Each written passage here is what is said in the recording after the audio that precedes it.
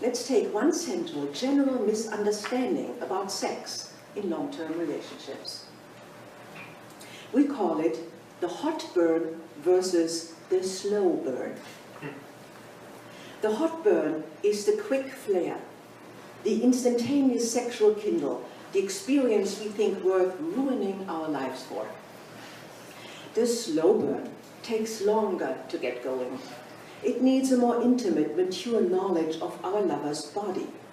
It requires patience as the heat gathers and gains force. The great temptation of the hot burn is that you race ahead of yourself and seem transformed. Your old self is left behind. You are carried beyond the sexual limitations that have always plagued you. How could you resist? The slow burn is mostly ignored because it is compared to the hot burn and found wanting. We don't cherish it because we almost don't notice it. After the hot burn, you return to yourself. You come back to the person you have always been in all your sexual shyness, shame, and fear. Back to your serious doubt of your attractiveness.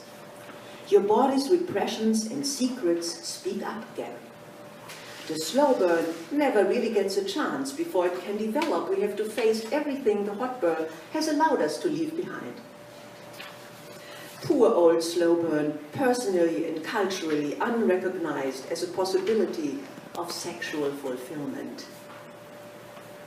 You can be sure Tristan and Isolde, who had been dragged into their passion, knew nothing about it.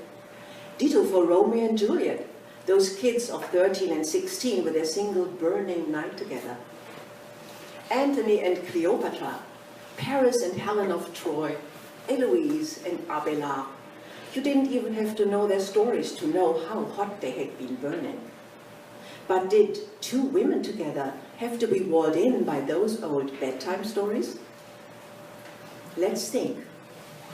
What would have happened to Romeo and Juliet 10 years later if they had lived and lived together? Romeo might be taking off for Padua every chance he got, resenting the time Julia spent with their children.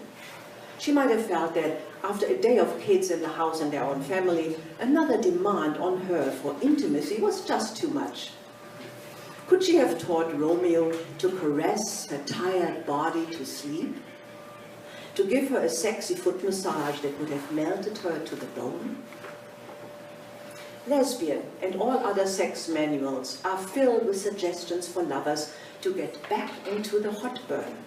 Fill the bubble bath, light the candles, burn your incense, get out that exotic oil, slide your K.D. Lang into the CD.